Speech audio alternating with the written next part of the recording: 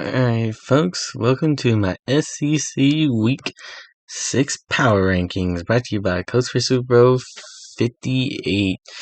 I am back after a little break. But alright, let's get into it. 14th, I have the Vanderbilt Commodores, who are on a 4-game losing streak, just losing to Missouri this past Saturday. Vanderbilt, back to same old Vanderbilt. 13th, I have the Mississippi State Bulldogs, who got destroyed by Alabama in their home stadium. Mississippi State, I would say, is in sort of a rebuild mode for the most part. I'm second to last.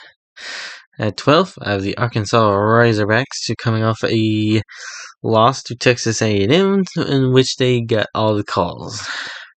Arkansas, bit of a letdown for your Razorbacks. At 11th, I have the South Carolina Gamecocks. South Carolina coming off a big loss to the Tennessee Volunteers in Knoxville.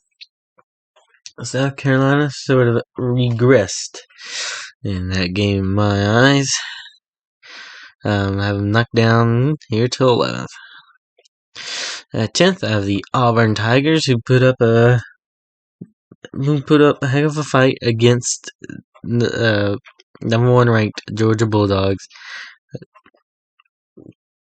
So I'll give them some credit there. Auburn, just trying to get their footing underneath a new head coach. We'll see how they do. This year's probably just let's see how good he can coach sort of year.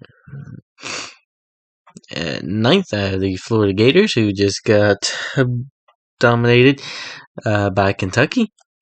Florida has a lot of issues right now. Florida's in disarray. Florida still at 9th though, but I would say they're mediocre this year. At 8th, I have the Texas A&M Aggies, who are sort of getting their footing. We'll see how they do against some tougher SEC West opponents. They'll have to play LSU, I think. I don't know for sure they're going to play Alabama. Stuff like that. Alright. Next, we'll get into the ranked teams. At 7th, I have the 23rd ranked LSU Tigers. LSU, no defense. That's evident. Their offense is great, but they definitely need to stop the other team from scoring. That's for sure. At 6th, I have the 21st ranked Missouri Tigers, who are still undefeated, 5-0. Even though their schedule, you might consider, has been easy, but they did beat a ranked Kansas State team this year, so they had that. Missouri faces a big test this Saturday against the 23rd ranked LSU Tigers, so we'll see how that goes. It should be a fun game to watch. LSU really needs a win. They already have 2 losses. Missouri is undefeated. Probably could afford a loss. But I know for sure they're gunning for 6-0. At 5th, up to the top 5, I have the 20th ranked Kentucky Wildcats, who dominated Florida at home. Kentucky, great run game, great defense, great offensive line. I would say, if I were to correct anything about Kentucky, it would be their the passing game and their secondary. I would say their secondary really needs the work. Their passing game I know for Kentucky's passing game, like it's there, the potential's there. Like the receivers are getting open and everything. It's a matter of fact of Leary not only getting the ball there, but when the ball does get there, that the receivers actually catch the ball. I mean, I watched that game plenty of times where when Leary would actually throw the ball accurate, whenever he would throw it accurate, the receiver would drop the ball. So, I mean, as long as that gets taken care of, that technically should be an easier fix than what I think their secondary is. Their secondary is doing all right because their defensive line, all that's getting the pressure and everything. If the passing game can get connected, I feel like Kentucky should be higher than what they are right now. At fourth, I have the 22nd ranked Tennessee Volunteers. Tennessee getting revenge on South Carolina. Although Tennessee has some tests coming up. I mean, they lost to Florida in the swamp already, but they have some tests coming up. I know they still have to play Alabama this year. It's going to be in Tuscaloosa. They still have to play Kentucky, still have to play Georgia, still have to play Missouri, apparently. Apparently Missouri is good now. They have a lot of tests coming up. We'll see what they really are. I know that they are a good football team, but we'll see if they're like one of the best here in the month of October.